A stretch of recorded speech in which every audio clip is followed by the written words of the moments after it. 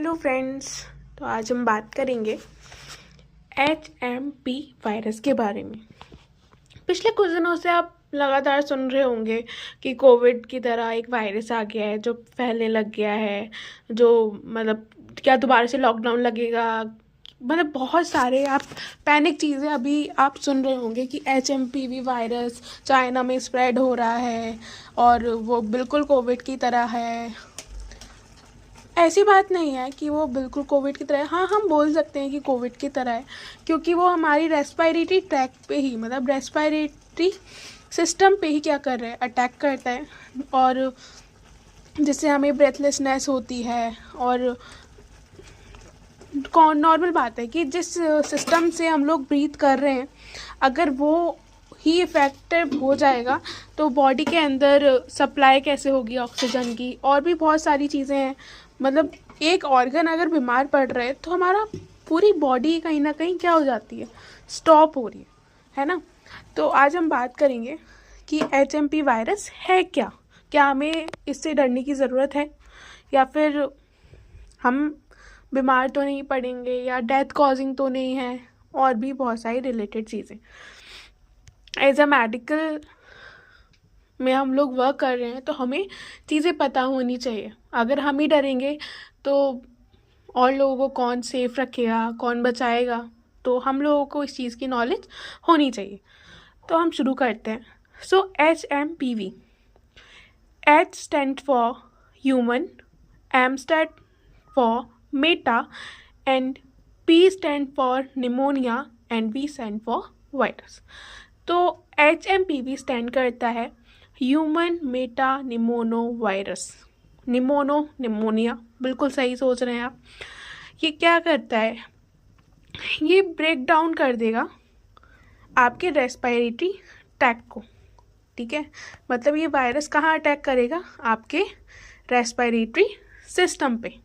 ठीक है, अगर हम बात करें इसके कॉजेस की तो HMPV क्या कर रहे हैं, कॉमन रेस्पिरेटरी वायरस है जो इन्फेक्ट करेगा people of all age. Basically ज़्यादातर जो खतरा बताया जा रहा है HMPV का वो बताया जा रहा है छोटे बच्चों पे, और जो बूढ़े लोग हैं जिनका इम्यून लो रहता है उन पे।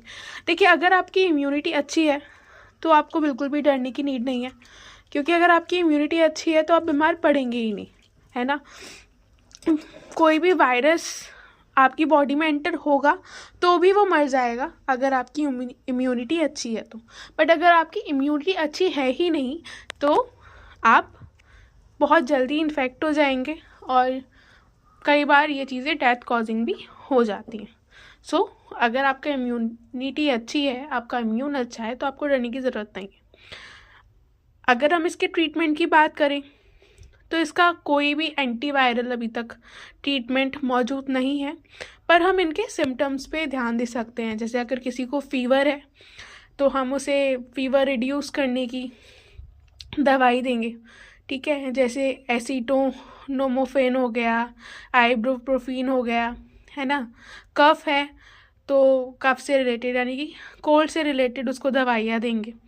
हाइड्रेट रखेंगे उसकी बॉडी को, ताकि फ्लूइड इनटेक जो वो कर रहा है, फ्लूइड भी क्या करता है मतलब मेंटेन रह सके उसकी बॉडी में। सच लाइक अगर उसे वॉमिटिंग हुई है या फिर कोई भी इशू हो रहा है उसकी बॉडी में तो वो नहीं होगा, है ना। और वैसे भी आपकी बॉडी अगर हाइड्रेटेड रहती है तो बहुत अच्छा रहता है। सपोर्टिव केयर उसको देंगे, मतलब अगर उसको ऑक्सीजन की बॉडी में कमी हो रही है, ऑब्वियसली रेस्पिरेटरी पे सिस्टम पे अगर वो अटैक डाल रहा है तो कहीं ना कहीं ऑक्सीजन और कार्बन डाइऑक्साइड के निकलने में और क्या बोलते हैं ऑक्सीजन के इनटेक में, इनहेल और एक्सेल में इशू हो रहा होगा, तो उसको सपोर्टिव केयर हम प्रोवाइड करेंगे, मेंटली भी, फिज़िकली भी और साइकोलॉजिकल भी, है ना।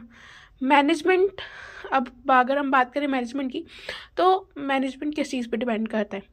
जैसे सिम्टम्स होते हैं पेशेंट के, उसके अकॉर्डिंग हम उसको मैनेज करते हुए चलते हैं। ठीक है, छोटे बच्चे हैं, ब्रीथिंग में डिफ़िकल्टी हो रही है या फिर रैपिड ब्रीथिंग है, ठीक है, डिस्कलर हो जा रहा है स्किन का, डिहाइड्रेशन है, ये सब चीज़ें अगर आपको दिख रही हैं तो कहीं ना कहीं वो HMPV से अफेक्टेड है।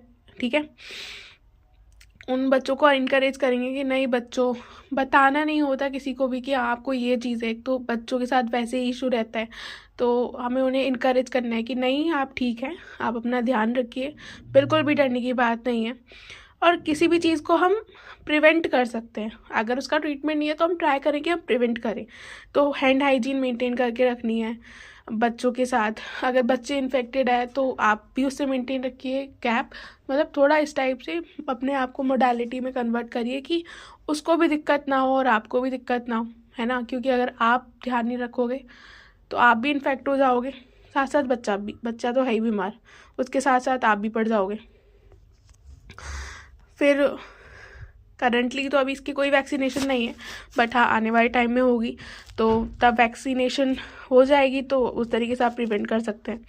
मोड ऑफ ट्रांसमिशन की अगर हम बात करें तो रेस्पिरेटरी ड्रॉपलेट्स या फिर डायरेक्ट टचिंग ऑफ पेशेंट, तो इस तरीके से भी ये क्या हो सकता है, ट्रांसफ़र हो सकता है। और ट्रांसमिटेड हो किससे रहा है, जो बच्चा या कोई भी ह्यूमन बीइंग जो इन्फेक्टेड है उससे वो क्या हो रहा है, ट्रांसमिट हो रहा है।